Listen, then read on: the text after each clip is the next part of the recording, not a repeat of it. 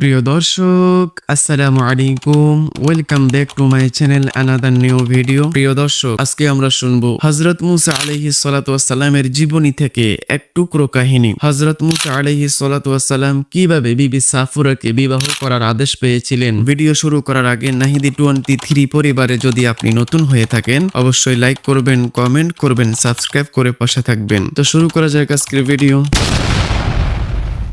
একদিন হযরত শুআয়ব আলাইহিস সালাতু ওয়াস সালাম তার লাঠিখানা মাটিতে ফেলে রেখে হযরত মুসা আলাইহিস সালাতু ওয়াস সালামকে বললেন, তুমি যদি ওই লাঠিখানা মাটি হতে উঠিয়ে হাতে নিতে পারো তবে উহা তোমাকে দান করব। ইহা অত্যন্ত মূল্যবান বস্তু, ইহা শুধু নবীদের ব্যবহারের যোগ্য। হযরত মুসা আলাইহিস সালাতু ওয়াস সালাম ততক্ষণে বিসমিল্লাহ বলে লাঠিখানা মাটি হতে উঠিয়ে নিলেন। হযরত শুআয়ব আলাইহিস সালাতু ওয়াস সালাম বললেন, ছাগলের পাল রক্ষণাবেক্ষণকালে ইহা তোমার বিশেষ প্রয়োজনে লাগবে। তাছাড়া এই লাঠির বরকতে তুমি সকল প্রকার বিপদ হতে রক্ষা পাবে। সাবধান, তুমি সর্বদা ইহা নিজের কাছে রাখিও এবং কখনো ইহার অযত্ন করিও না। হযরত মুসা আলাইহিস সালাতু ওয়াস সালাম অত্যন্ত আনন্দের সাথে তার প্রভুর দান গ্রহণ করলেন এবং উহা অতি যত্নের সাথে রক্ষা করতে লাগলেন। একদিন হযরত শুআয়ব আলাইহিস সালাতু ওয়াস সালাম হযরত মুসা আলাইহিস সালাতু ওয়াস সালামকে বললেন, ছাগলের পাল নিয়ে কখনো ওই পাহাড়টার দিকে যাইও না, কারণ ওখানে একটা বিরাট অজগর সাপ আছে যে তোমার ছাগলের পালের সন্ধান পেলে পালের সব ছাগল খেয়ে ফেলবে। ইহার কয়েকদিন পরে হযরত মুসা আলাইহিস সালাতু ওয়াস সালাম ভুল ক্রমে তার ছাগলের পাল নিয়ে সেই নিষিদ্ধ পাহাড়ের নিকটে এসে পৌঁছালেন।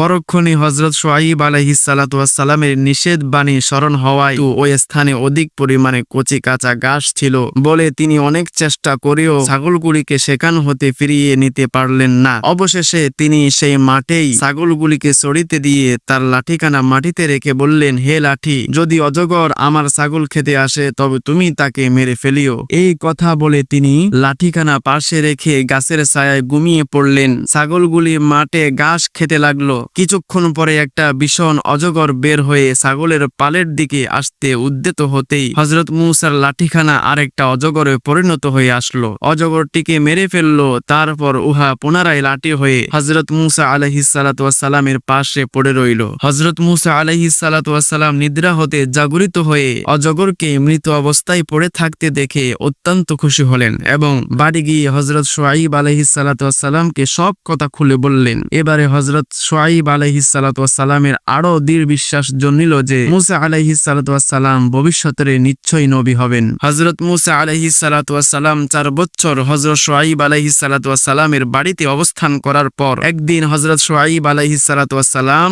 তাকে বললেন, এই বছর ছাগলের পালে যতগুলি নর বাচ্চা পাঠা বাচ্চা হবে তা সবই তোমাকে দান করব। আল্লাহর ইচ্ছায় সেই বছর প্রত্যেকটি নর বাচ্চার প্রসব করলো। হযরত শুআয়ব আলাইহিস সালাতু ওয়াস সালাম তার প্রতিশ্রুতি অনুসারে সেই বছরের সবগুলি বাচ্চাই হযরত মুসা আলাইহিস সালাতু ওয়াস সালামকে দান করলেন। পরের বছরে তিনি আবার বললেন, এই বছরে যতগুলি মাদি বাচ্চা পাটি বাচ্চা হবে তা সবই তোমাকেই দান করব। আল্লাহর ইচ্ছায় সেই বছরেই সবগুলি ছাগলের মাদি বাচ্চা প্রসব করলো। হযরত শুআয়ব আলাইহিস সালাতু ওয়াস সালাম তার প্রতিশ্রুতি মতো সবারের সবগুলি বাচ্চাও হযরত মুসা আলাইহিস সালাতু ওয়াস সালামকে দান করলেন। তিনি আবার বললেন যে এই বছর পালে যতগুলি কালো রঙের বাচ্চা হবে তা সবই তোমাকে দান করব। আল্লাহর ইচ্ছায় সেই বছর সবগুলি বাচ্চাই কালো রঙের হলো এবং উহা সবই হযরত মুসা আলাইহিস সালাতু ওয়াস সালামকে প্রাপ্ত হলেন। এইভাবে 3 বছর হযরত মুসা আলাইহিস সালাতু ওয়াস সালাম নিজস্ব একটা বিরাট ছাগলের পাল হয়ে গেল। হযরত শুআয়ব আলাইহিস সালাতু ওয়াস সালামের এসব প্রতিশ্রুতির একমাত্র